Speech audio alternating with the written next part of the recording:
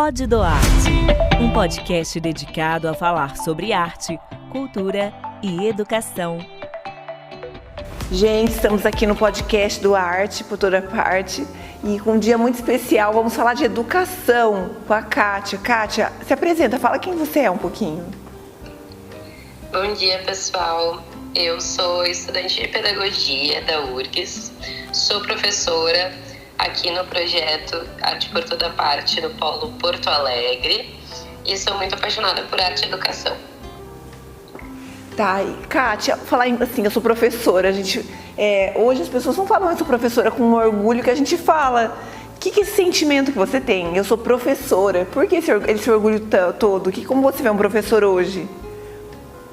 Acho que a gente tem um papel muito essencial na nossa sociedade e tem um papel muito envolvido com olhar para a criança que chega na escola, chega ali para crescer, para se desenvolver. Então, todos os momentos que a gente presencia ali com as crianças, né, do desenvolvimento delas, é um privilégio muito grande, assim. Tanto estar junto, quanto fazer acontecer, né? Ensinar, criar um planejamento para desafiar elas a evoluir. Então, eu acho um trabalho quase artístico, assim, porque envolve muito o nosso corpo presente, né? Envolve uma poética também do que a gente escolhe levar para dentro de sala de aula. Então, eu acho muito bonito, assim, um trabalho artesanal que envolve muita atenção, muito cuidado e olhar nas minúcias, assim, nos detalhes. Então, tenho muito orgulho porque é uma profissão muito linda, assim, na minha percepção, tão importante quanto a profissão de um médico, de uma enfermeira. Com certeza. É essencial para a nossa sociedade, né? Tudo até porque quem forma um médico, assim. uma enfermeira, qualquer profissão é uma professora, né? A gente não pode nunca esquecer que quem forma todos os profissionais são os professores. Sim, e nós temos muitos desafios como professores e, na verdade, como todas as profissões, mas são desafios. E eu acho que o amor é o que te norteia. Eu conheço você muito bem e, assim, o brilho no olhar quando fala de educação, no brilho do seu olhar, o que você passa quando a gente fala do tema criança. O que você percebe, Kátia, que a arte ela pode sim, trazer transformação na vida deles? O que você sente? Sim, com certeza. Assim, eu fico feliz de tu falar do amor, né? Porque até eu tava pensando, quando tu me convidou pro podcast, tava pensando o que levar junto, né? Porque a gente tem que fazer os nossos aliados, assim, né? Trazer as pessoas que a gente lê, que a gente estuda pra perto, pra falar junto com a gente, né? E uma coisa que me guia muito, assim, é a filosofia da ética amorosa da Bell Hooks, que é uma autora estadunidense que tem um pensamento feminista e ela desenvolve esse livro que se chama Tudo sobre o Amor.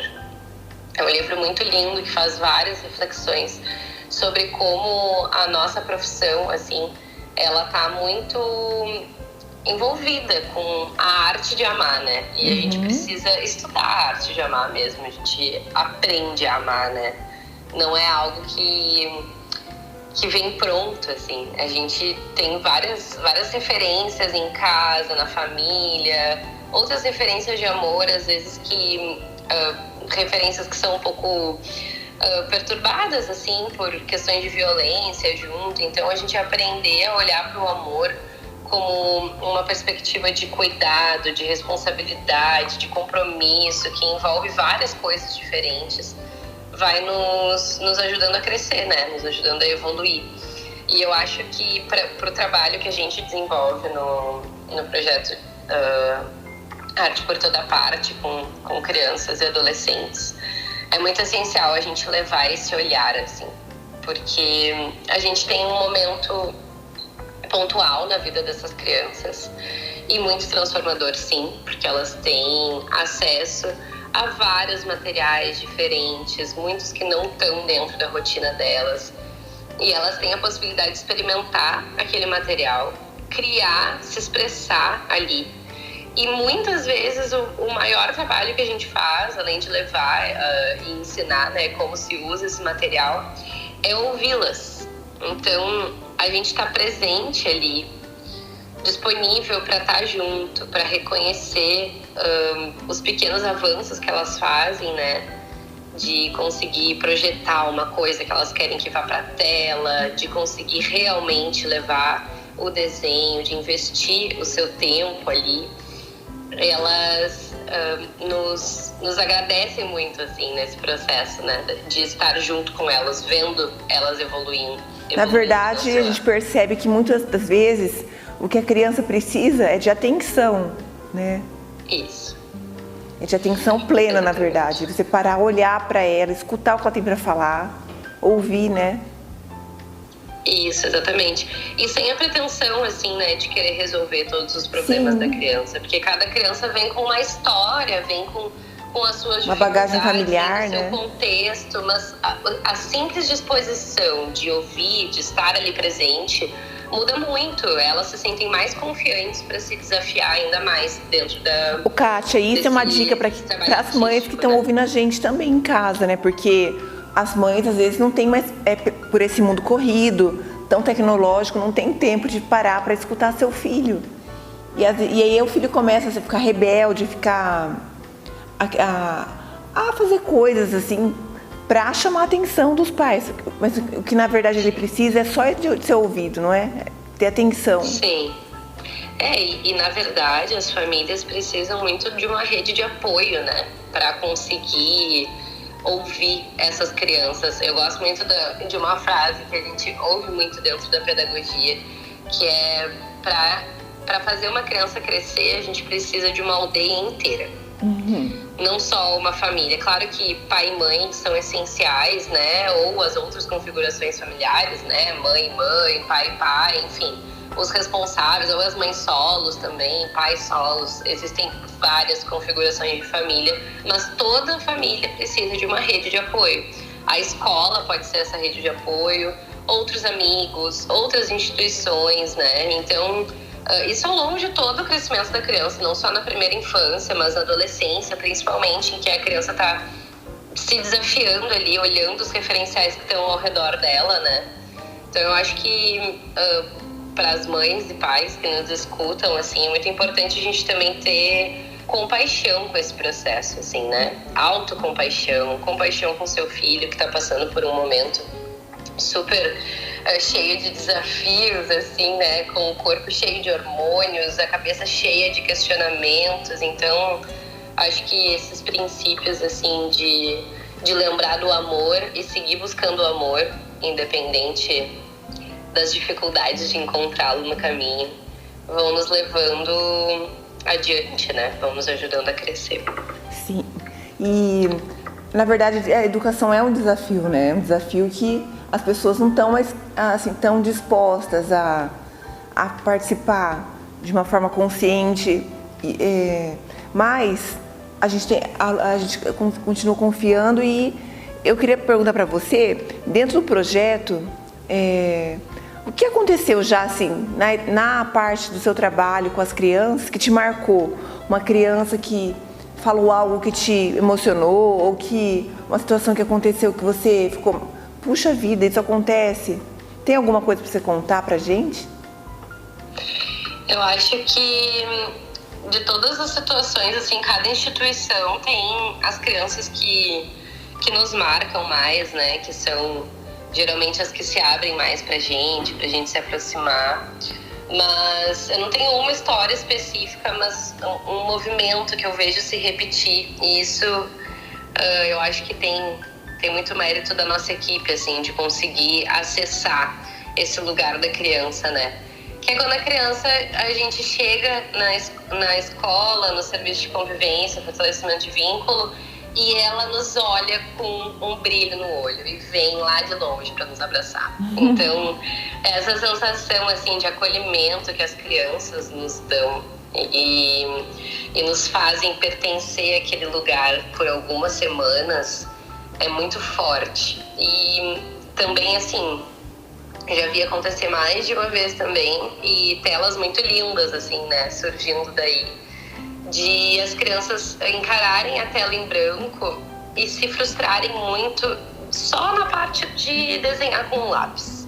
Na parte de desenhar com lápis, elas já estão frustradas, não querem continuar ali, sentem que não conseguem. E aí, a partir do nosso incentivo, do nosso olhar, da conversa, da escuta, a criança vai avançando e se desafia a experimentar as tintas. Eu acho esse movimento muito mágico, porque mesmo que a tela vire uma grande tinta meio sem cor, assim, meio um cinza ou um marrom, assim, que não sabe muito bem que cor é, o simples exercício dela ter colocado a tinta ali na tela, ter misturado, ter criado uma nova cor, já é um exercício super importante para ela. Então, dá para ver o brilho no olho, assim, da criança, desde a criança que consegue realizar aquilo que planejou, até a criança que não necessariamente tinha um planejamento, quando sai da oficina, sai com esse brilho no olhar, assim, né? Com a felicidade de ter experimentado se expressar por uma outra. De ter coragem também, né? Coragem de fazer, exatamente. Exatamente. Acho que a criança ela é cheia de coragem. Ela pega um pedaço de argila e vai apertando, amassando, sentindo a terra, a argila. Daqui a pouco vai formando um objeto ou uma arte livre ou um utilitário. E de repente ela vê que do nada, do bloco de argila, ela consegue montar uma peça que seja uma obra de arte ou para utilitários. E ela, um prato, um copo, uma travessa. É muito bonito isso, assim, né? Porque o movimento eu tenho esse privilégio, né? Como monitora, eu vou vendo todas as oficinas. Então, a oficina de cerâmica, ela tem uma característica, assim, muito interessante, que a criança, ela se desafia a tentar criar, ela cria. E muitas vezes, não satisfeita com o que fez, ela faz de novo. Mas faz de novo num espírito não de frustração, mas de brincadeira, de estar ali se divertindo com aquele pedaço de argila e sentindo que ela tem potencial de ir além. Então ela vai lá, não gostei do vaso como tá, destrói, faz de novo. Então isso a gente vê acontecer na aula de cerâmica e é uma alegria para nós, porque arte é exercício, né? Sim. Ela exercitar a nossa criatividade exige que a gente lide com os nossos erros, que a gente tente de novo e vá adiante, né? Então, ver as crianças fazendo isso já nas primeiras experimentações com a argila nos alegra muito. E saem coisas muito bonitas, até eu acho engraçado, assim, essa metáfora de como saem, mexendo com a terra, saem muitas casinhas, saem muitos ninhos de passarinho. Então eu sinto que as crianças realmente encontram um lugar de conexão com a terra através do exercício com esse elemento, né? Com a argila. No exercício de fazer cerâmica, elas vão se reconectando com a terra e criando as suas casinhas ali, né? Criam as xícaras também, que são esses lugares onde a gente coloca algo importante, né? Então, acho que a cerâmica, ela tem isso, assim, ela dá borda, né? Ela dá chão, ela dá sustentação pra gente carregar alguma coisa, né? Então tem todo um exercício poético, assim, por trás. A Thaís também, que é a nossa colega ali no projeto, ela tem formação em arte-terapia, né? E ela fala muito sobre o desafio da cerâmica. A cerâmica fazer cerâmica é um desafio muito grande, né? Com certeza, absoluto.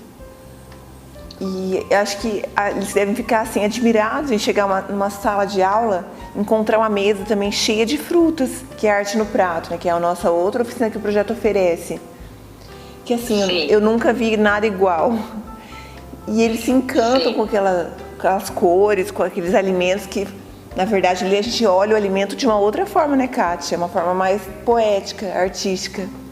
Com certeza. Tem toda uma beleza na organização das mandalas também, né? Então, quando a gente faz a mesa, eu acho um momento super divertido, porque enquanto a gente vai higienizando as frutas, vai cortando, descascando, colocando na mesa, tem todo um trabalho nosso, como professoras, e a Van ali como prof, como nutri, né? Mas de olhar para a riqueza desses alimentos e pensar como a gente vai apresentar eles. Então, é um pouco o nosso trabalho artístico ali também.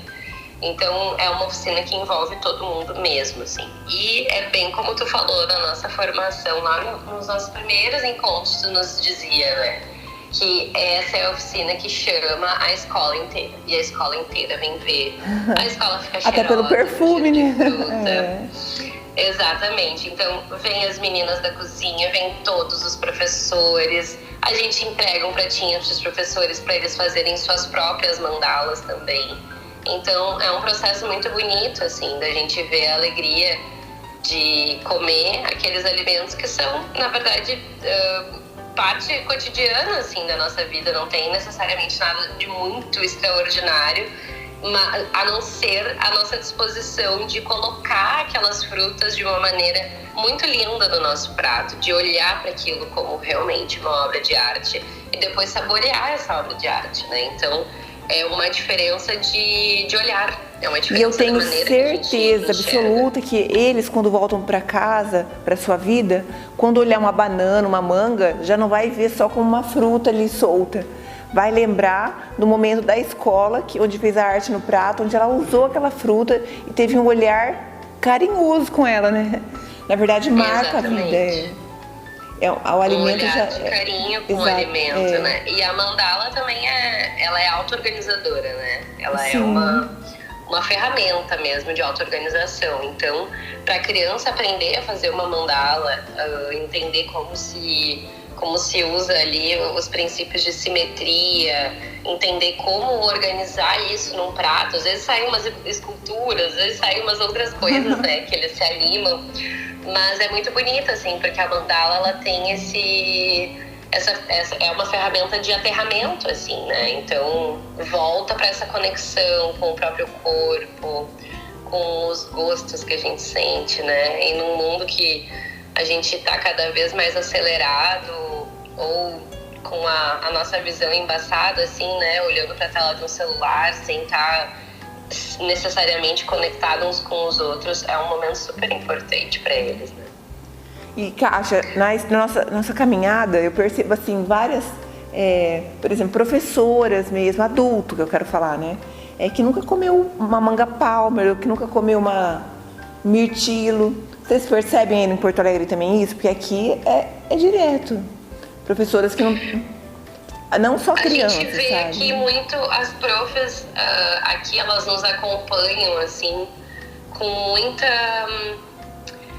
Como é que eu posso dizer?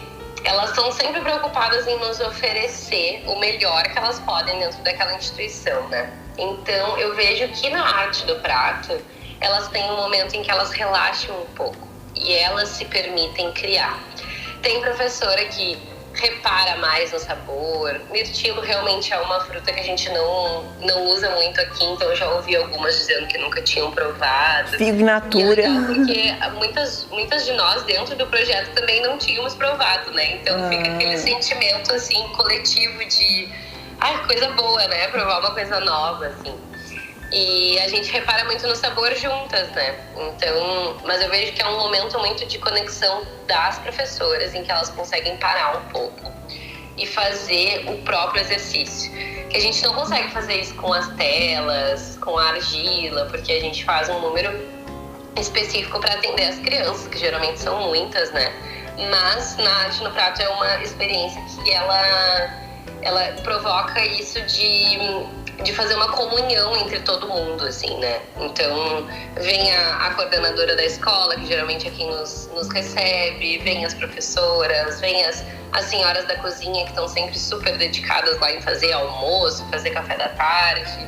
Então, é um momento, assim, em que elas se permitem experimentar algo novo também, viver essa experiência junto com as crianças, né? Então, é muito bonito, assim, o processo.